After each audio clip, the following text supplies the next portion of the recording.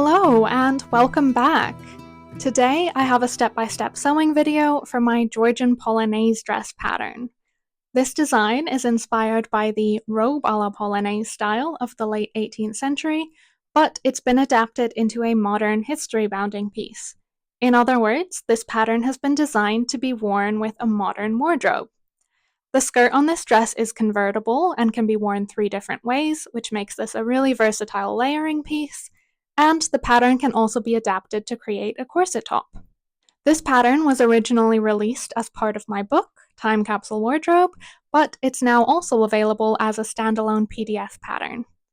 The book itself includes 7 different sewing patterns, which can be mixed and matched to create a history-inspired capsule wardrobe, so if you like this one, be sure to check out the rest of the designs in the project.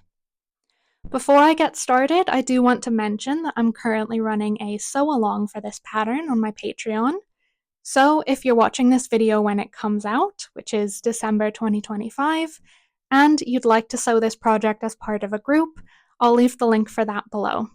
You can also get a discount on both the book and the patterns by joining. So without further ado, let's get started.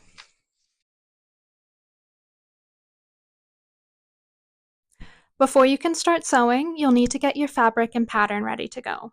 First, make sure that you've pre-washed your fabric. This is especially important for this pattern because the bodice has 2 different layers, so if you don't pre-wash, they could shrink at different rates down the line and then the bodice won't sit flat. Next, you're going to get your pattern ready to go. This process will look a little bit different depending on which version of the pattern you're using, but basically you need to get it cut out in your size.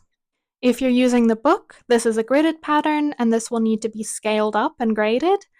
The techniques chapter at the start of the book has instructions for this. If you're using the PDF pattern, this needs to be printed and taped together. And if you're using the printed pattern, which is available as part of a bundle with the book, you just need to cut out your size. I do have a grading guide for this pattern, which is available on my website. So if your bust and waist fall on different sizes, you can use this guide to create a custom size. This will all be linked below. And lastly, you'll need to cut out your fabric and transfer the notches from the pattern. The fabric I'm using for my dress in this video was actually custom designed for the book by my friend Laura of Laura Tolton Art, and all her info will be linked below. The other thing I want to mention here is that the pattern does call for stay stitching along the neckline and armhole of all the bodice pieces. This is a straight stitch sewn 1 centimeter from the edges, and this will just help prevent these edges from stretching while we're working on the bodice. The first section that we're going to start sewing is the back of the bodice, so I've gone ahead and set aside all of the skirt pieces as well as the bodice front pieces, which just leaves me with the bodice back and side back pieces in both top fabric as well as the bodice support fabric. I'm going to start with the support layer, and the first seam that I'm going to sew is that curved side back seam. So if you've ever sewn a seam like this before, you will know that this is a trust the process moment, because obviously it looks like there's no way that these are going to fit together. That's only because of the seam allowance. I promise they do fit. So something you can do to make it a little bit easier is you can actually mark your stitch line. So I've tried to draw this on nice and dark. Hopefully that shows up on camera, and you can see that my notches are here. So if I lay these on top of each other and I walk the seam up, so again, that's the stitch line. I'm not lining up the edges. You can see that if I get to the middle, that's my 2 notches there, and if I walk the seam all the way up to the top, they fit together. So to sew these, I'm just going to pin them right sides together. I'm going to start by pinning the notch in the middle, and I'm going to pin this at the stitch line. So once I've pinned the middle, I'm going to pin the top edge, again, at the stitch line.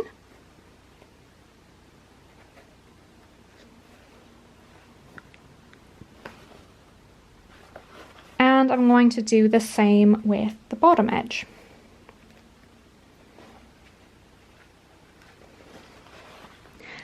After that, I'm just going to find the center between my two pins. And again, I'm just going to pin the fabric together at the stitch line, and I'm just going to keep repeating that until the whole seam is pinned.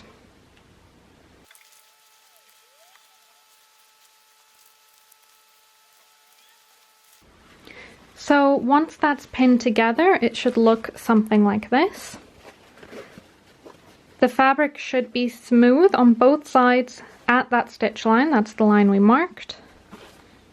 And when I sew this, I'm going to sew it with the side back piece, so the smaller piece on the bottom. Once I've sewn that, I'm going to do the exact same thing with the other side. I'm going to press the seams open. You can trim these down if you need to in order for everything to lay flat.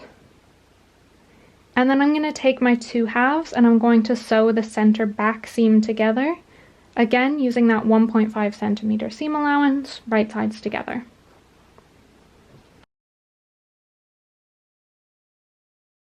And then I'm going to repeat that whole process with the top fabric.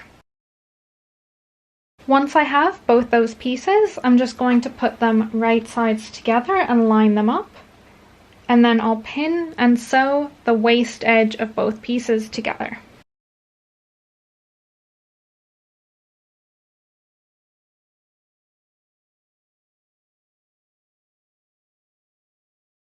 Next, you basically want to turn this right side out again. So just fold the two pieces apart and then fold them back together so that all of the seam allowances are on the inside. Once you've pressed this, the next step is going to be to baste around all of the edges. So that's all the edges except the bottom, and you're just going to sew around the whole thing. That's going to hold both the layers together, and from now on we're basically going to treat this as a single layer. So once you've sewn that basting stitch, the back of the bodice should look something like this, and I can treat it as one layer now. I went ahead and sewed mine by machine because it's a little bit quicker, though that does mean I'll need to unpick some sections for the boning channels in a second. So the last step for the back of the bodice is going to be sewing the boning channels. I have my markings here that I made earlier, and I'm just going to sew right along those using a top stitch thread.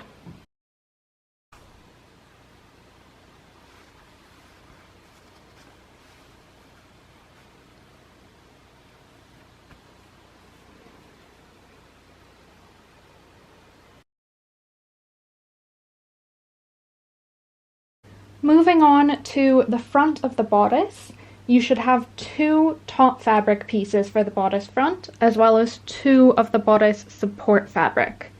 So what I'm going to do is I'm going to take one pair, so one of each, and I'm going to pin those right sides together.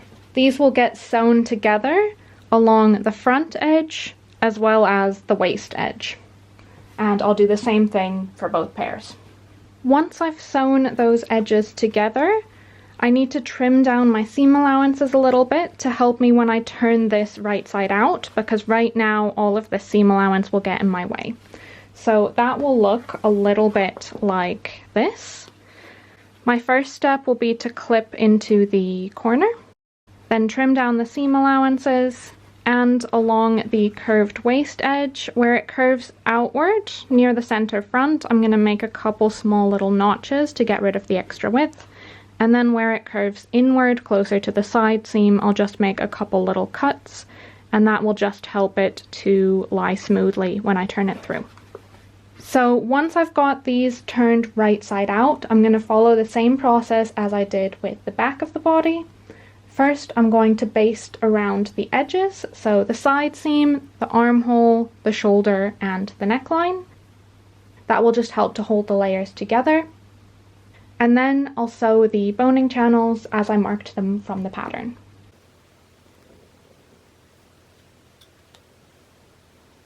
Once you've sewn the boning channels, the next step is going to be to insert the eyelets along the front edge. The placement for these is also marked on the paper pattern. I won't go into too much detail about actually inserting the eyelets, just because you do need to follow the instructions from whichever brand you're using. but the ones that I like to use are from Prim, and they're the 5mm eyelets with washers, and I insert them with pliers from the same company.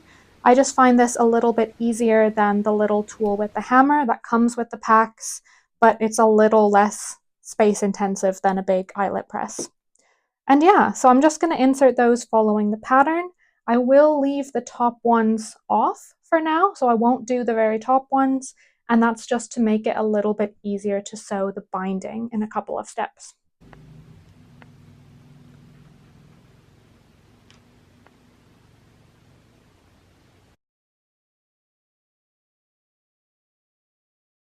Next up, I'm going to be joining the bodice front and back together.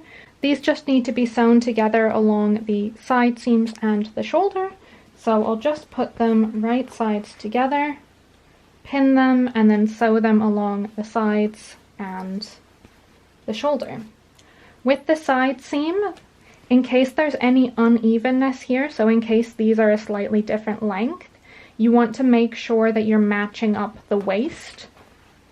And don't worry about the armhole edge, because the waist is a finished edge, so that's going to stay how it is, but on the armhole you've got a little bit of wiggle room where we can trim that later.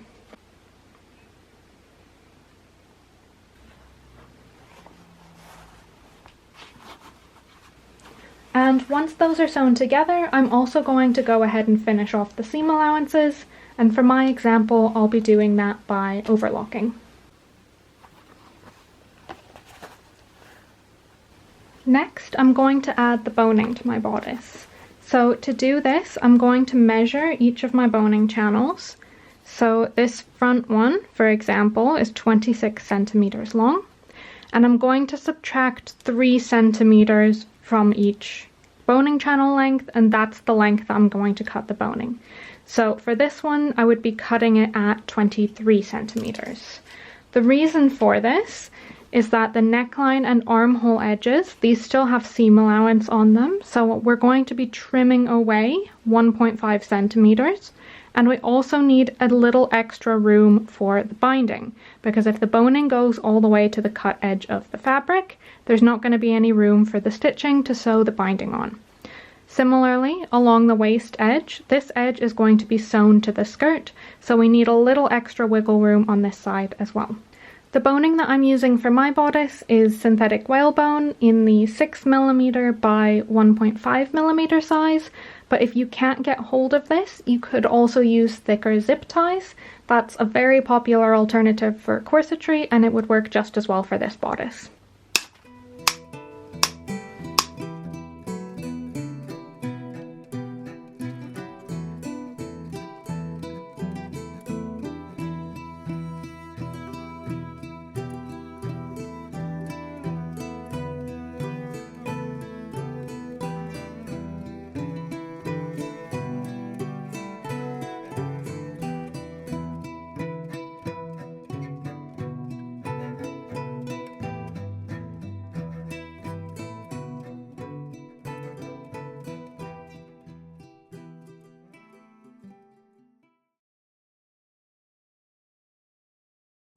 Before I do anything else, I'm actually going to try on the bodice. This is a really tightly fitting bodice, and that means that any differences in your body compared to what the pattern was drafted for, so things like proportions, of course, but also bust size, shoulder slope, anything like that, it's going to have a much bigger impact on fit compared to a blouse, for example. So we're going to try it on now, and this is actually why the bodice is constructed the way that it is, because by leaving the seam allowances on the side seams and the shoulder seams exposed, instead of having them enclosed in the bodice, that means that we can make changes to those seams right now. Keep in mind that at this stage we do still have seam allowance along the neckline as well as the armhole of the pattern, so my bodice is feeling a little bit tight under the arm, but because I know that I'm going to trim off 1.5 centimeters, I'm not worried about it at this stage.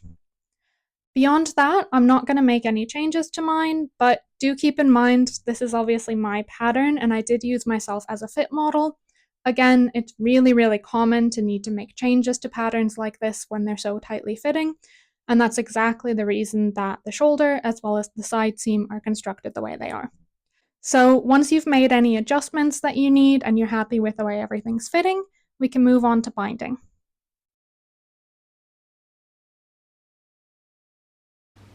Next up is the bias binding for the neckline and the armholes of the bodice, and the first step here is going to be to trim away the seam allowance. So the seam allowance on these edges is 1.5 centimeters, and I've gone ahead and marked this on my bodice so that I can see really clearly where it is that I'm going to be cutting. And you can see that I've got 2 rows of stitching here on my bodice. The outer one is the stay stitching that we did right after cutting the pieces out, and it's fine if that one gets cut off at this stage. But this inner lower line, this is my basting stitch that I did to hold the layers together while I was putting together the front and back of the bodice. And ideally, we want to be keeping this because it will keep the layers from shifting around too much while I'm sewing the binding. So if it looks like you're going to trim yours off, it's not a problem, but I would go ahead and sew a new line just past where you're cutting, just to make it a little easier to sew the binding. Once you've trimmed off the seam allowance, you can unfold the bias binding and pin it to the outside of the bodice. And then, using the outermost crease in the binding as a stitching guide, I'm just going to sew this to the bodice. Once it's sewn, you can turn the binding up towards the neckline, tuck in the short edge, and then fold the binding in twice to cover the raw edge. That folded edge on the inside will need to be secured. I'm just sewing mine by machine, but you could also hand sew this from the inside. The binding process for the armholes is really similar. So you start by trimming off the seam allowance, then pinning the binding along the edge. But the difference here is that you're going to take that first edge that you pinned and fold it over before you overlap the other half. This just encloses that edge, so you don't have any raw edges showing at the end. After that, it's exactly the same process, so sew the binding on, then fold it to the inside and sew it in place. And once I've added my last 2 eyelets, the bodice is finished. You can actually stop here if you just want to make a corset top. The bodice is totally finished at this stage and can be worn on its own. Otherwise, next up we'll start working on the skirt.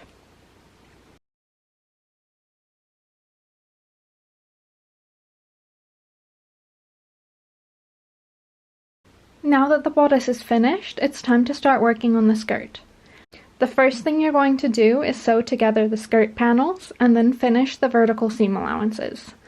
I'll put a diagram on the screen because the skirt pieces are much bigger and harder to show on camera, but the 2 curved edges should be on the outside and you should match up all your notches.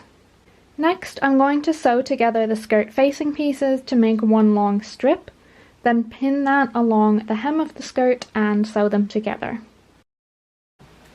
The facing can then be flipped through to the inside of the skirt and pressed, and then I'm going to turn under the raw edge at the top. This edge needs to be sewn to the skirt. Again, I'm just going to top stitch mine, but you could also sew it by hand if you want a more invisible finish. Next, I'm going to finish the front edges of the skirt. The 2 sides are folded a little differently because one side becomes the placket and needs to overlap the other side. Essentially, these are going to look the same when they're done, but the left side of the body has less seam allowance on the inside. And of course, these also need to be sewn down. And finally, I'm going to work on the waist edge. The raw edge here needs to be finished off now, either by overlocking or with a zigzag stitch, because this edge is going to be left exposed on the inside of the skirt. Then I'm going to pleat the skirt following the markings from the pattern and secure the pleats in place.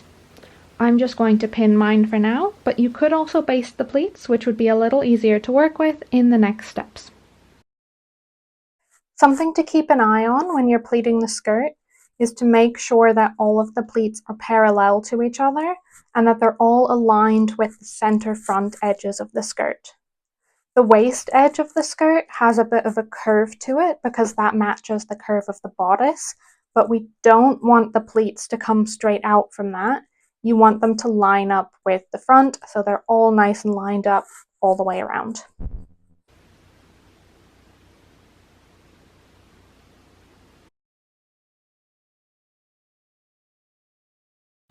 And it's finally time to join the skirt and bodice together. I'm going to start by marking a temporary line on the inside of my bodice. This should be 2.5 centimeters from the waist. Then I'll take my pleated skirt and match it up with that line. Make sure that you're matching up your notches as well. The skirt then needs to be pinned or basted to the bodice. If you want, you can also try on the dress at this stage to check whether you're happy with the length and whether the hem's level. If you're going to do this, do make sure that the skirt is basted to the bodice, not pinned, and make sure that all the pleats are basted as well. You really don't want to be trying this dress on with a bunch of pins inside the bodice.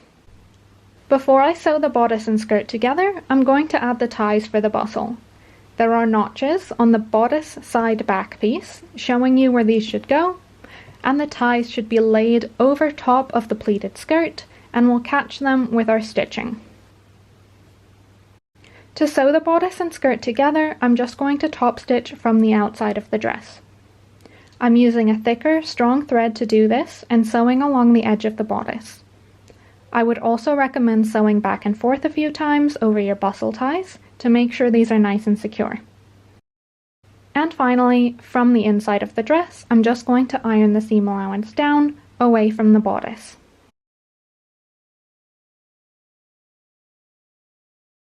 The skirt on this dress can be worn 3 different ways, with the skirt buttoned closed, with the skirt worn open, or with the skirt bustled. So the last couple things to sew are going to be the buttons, buttonholes, and bustle loops. The placement for the buttons and buttonholes is shown on the button template pattern piece. So you're just going to line this up with the front of the skirt to transfer the markings, then sew the buttonholes and buttons as marked.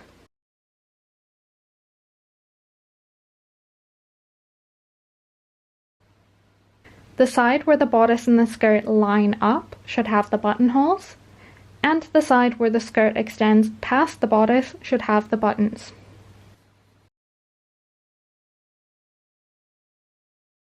And lastly, I'm just going to add the bustle loops. Again, the placement for these was on the skirt pattern pieces, and there should be 1 on each skirt panel. These loops are going to be under a little bit of strain, so to reinforce the fabric, I'm just going to cut a couple small squares from scraps of fabric and top stitch them over the notches on the inside of the skirt.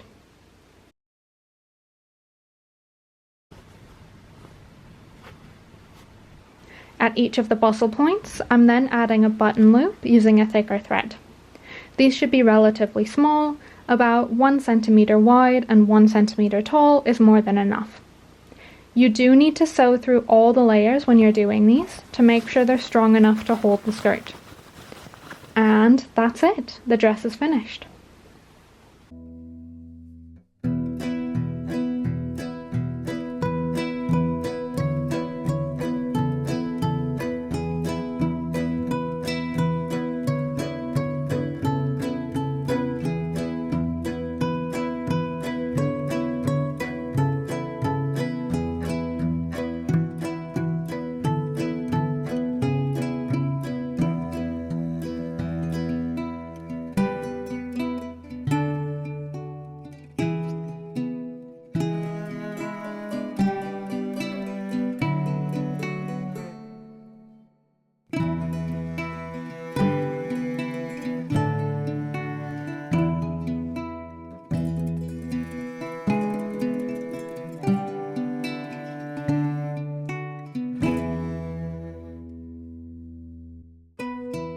Of course, I had to show you the dress that I sewed in this video, but you might also recognize this pattern from the Kickstarter campaign for my book.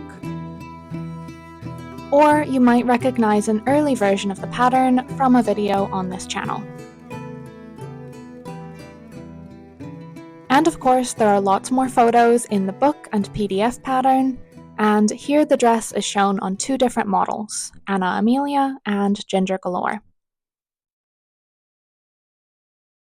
If you'd like to try sewing this dress yourself, the PDF version of the pattern is now available on my website. This comes with illustrated instructions, print-at-home pattern files, and copy shop pattern files. This design is also included in my book, Time Capsule Wardrobe, which is also available now and includes 7 sewing patterns that can be mixed and matched to create a history-inspired capsule wardrobe. The patterns in the book are in a gridded format, and it does include 3 sizes, but in case scaling and grading gridded patterns isn't your thing, I do also offer bundles through the website, so you can get the book plus all 7 PDF patterns or all 7 printed patterns, and those include 13 sizes each. And lastly, we're doing a sew-along for this pattern on my Patreon this December, so in case you're watching this video when it comes out and you'd like to sew this dress as part of a group, I'll leave the link for that below. Joining does also get you a discount code for my shop, which can be used for the book and patterns. And that's it from me, so thank you so much for watching, and I'll see you next time. Bye!